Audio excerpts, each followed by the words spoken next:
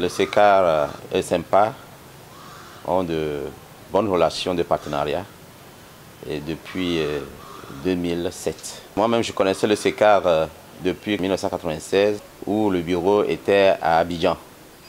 Donc depuis ce temps, j'ai connu le SECAR et j'ai voulu rentrer en partenariat avec eux.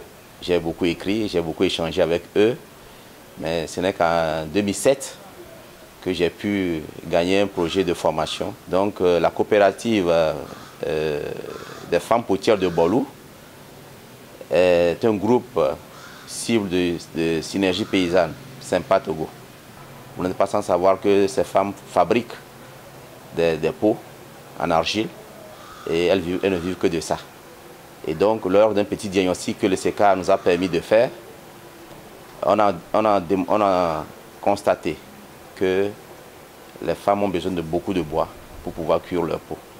Et la première action que nous avons faite ensemble avec le SECAR, c'était ça. On a fait la formation pour ces femmes-là sur la protection de l'environnement. Et de deux, on a fait des reboisements. Cette relation a continué et nous avons fait ensuite un diagnostic participatif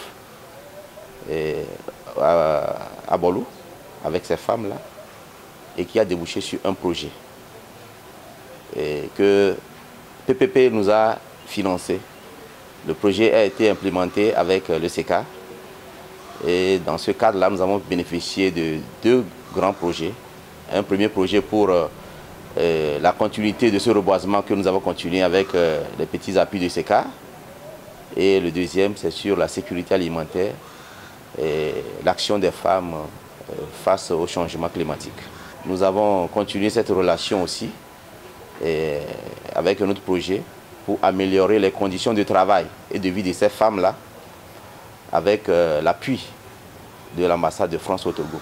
On a mis en place 3 fours de cuisson pour ces femmes-là. Ça fait déjà 7 ans que nous sommes dans le programme. Une première phase de 3 ans est finie avec la sécurité alimentaire. Une deuxième phase qui a suivi avec la souveraineté alimentaire et le réseau des fermes agroécologiques. Et maintenant, nous sommes dans une troisième phase actuellement qui parle maintenant des recherches-actions sur les pratiques agroécologiques. Nous avons eu beaucoup de bénéfices à travers cette collaboration de partenariat avec le SECAR.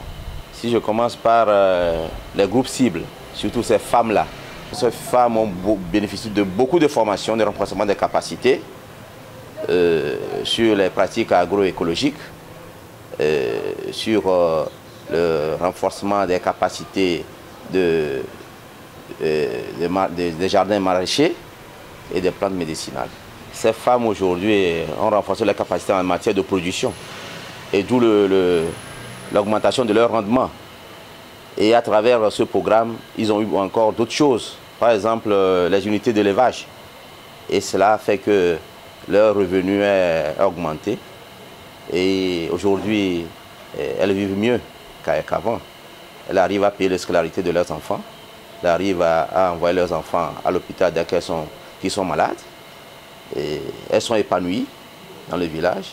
Elles occupent des positions stratégiques de décision dans le village. Elles sont membres des CVD, d'autres groupements.